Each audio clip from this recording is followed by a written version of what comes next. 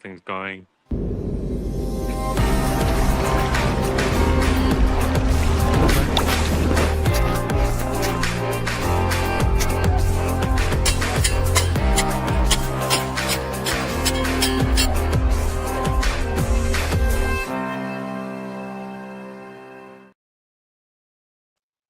Hello. We're live and we're here, and this is actually the morning.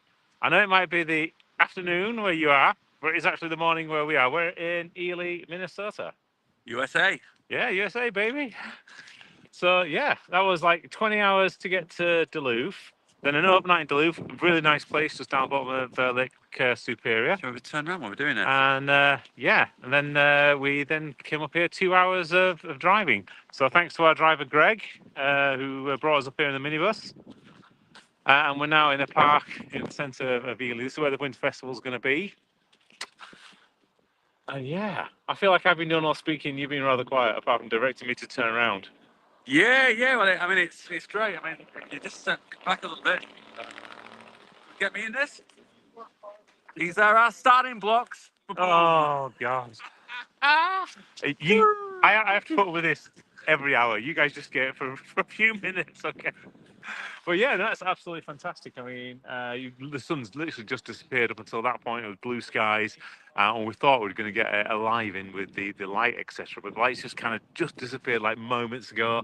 We're kind of hoping the kind of wind blows the clouds away, and we have a bit of a nice sunny day today. So fingers crossed. Yeah. But either way, we're going to do lots of amazing carving. It's true. We've been allocated a family to stay with, Cade and his wife and daughter, and we've got another sculpting buddy, and we've literally got an apartment out in the middle of the wilderness, looking out onto a lake. You know the name of it? Moose Lake, isn't it? Moose Lake, yeah. Yeah. And it's just, wow, bing. It is, the amount of space here is just unreal. And we're just chatting to that with Cade. They've got like 3,500 people in the town here, and the town just feels like it goes on forever. And probably the same size as York. York, we've got about, I think, 700,000 people in the same space. So it's just loads and loads of space here. It's so beautiful. And this is it's the Border Lakes region. So they banned all commercial stuff. It's just took out the entire region, and people come up here specifically to go on canoeing tours around the various lakes and carrying their canoes and camping and that kind of thing. So it's got this outback kind of feel to it, and the town's really vibrant with culture and artistic stuff. And yeah, it's just like, wow, there's food looks interesting.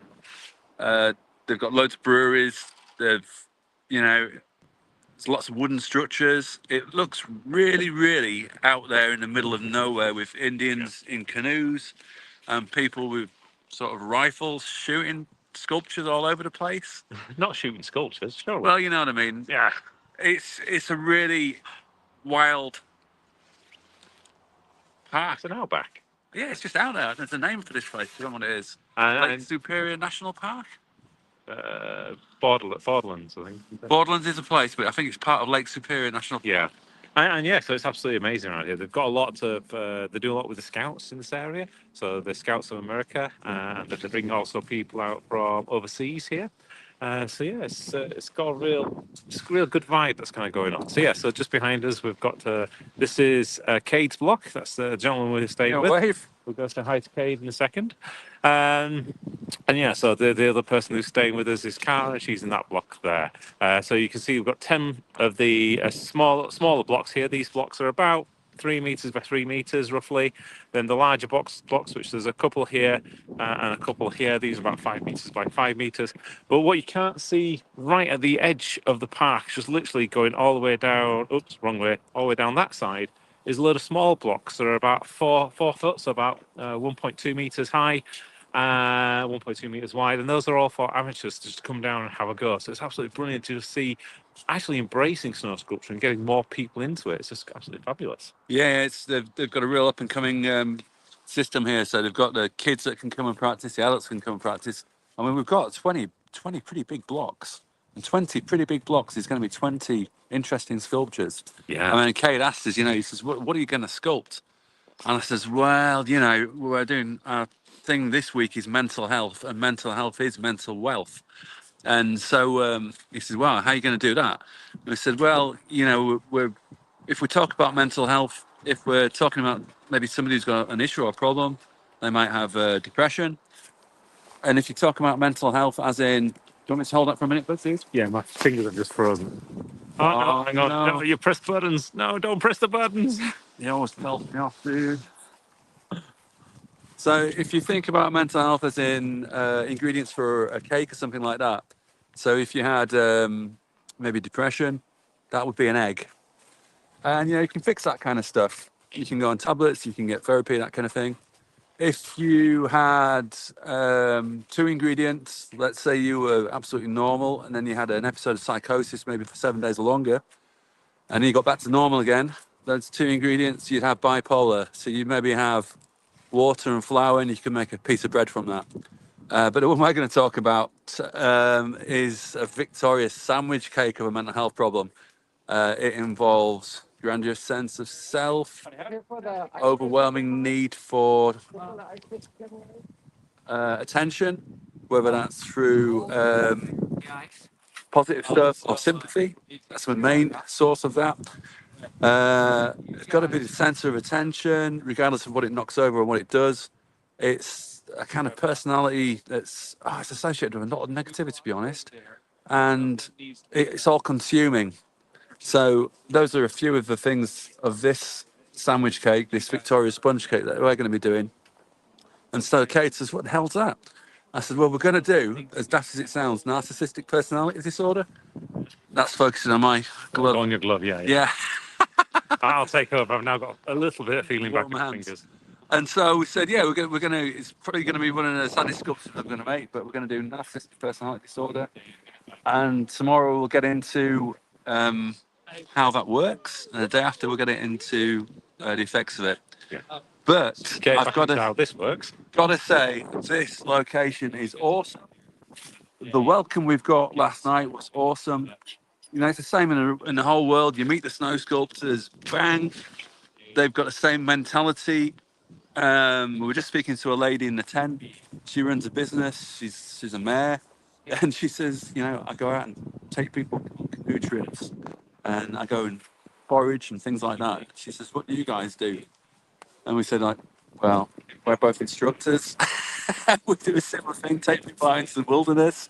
And this woman is just like, whoa, give me a high five. Boom. So positivity is overflowing, and we're really looking forward to enjoying. We'll show you the warming tent tomorrow. I think that's going to be tomorrow's thing. Yeah, absolutely. And so, but for today, I mean, let's give people an overview of what we're doing. This is the snow block. We're taking it down by probably about a third, because we want to try and get the 4 spooks that are going to be around the table roughly about human size. So it's going to be lifelike.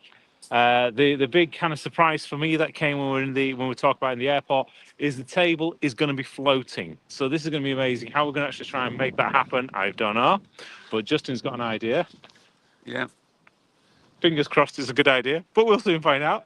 But whatever happens, we're going to have fun actually creating this. The snow block itself, it's got a few holes in it. The lady that... Come take a look at this. I mean, when he says a few holes, get your hands in those. We're kind of hoping that as we get into this, structurally, it's going to be sounding to work. We can do repairs. We're going for a really lightweight sculpture this year. Hopefully, it's going to look wafer thin. Table's going to be wafer thin. It's going to be floating. The people are going to be wafer thin. They're almost going to feel floating. And I'm, from an artistic point of view, dude, I'm really looking forward to making this one. Yes, I designed it when I was 17 years old. So yeah, we'll take it from there.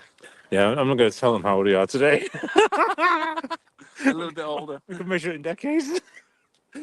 Well, yes, so we're going to have fun. We're going to make this happen. So I think what we'll do is going to leave it there. We're going to start to crack on, so we can start to warm up a little bit.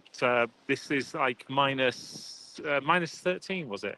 I think this morning. Yeah, it feels like minus 19 with the wind. Yeah, the wind chill. Said. Yeah. So we're going to get warmed up. So I'm going to take your line. So wherever we are, whatever you're doing, have a wonderful day. Yeah, have a super day, guys. Catch you later. Bye.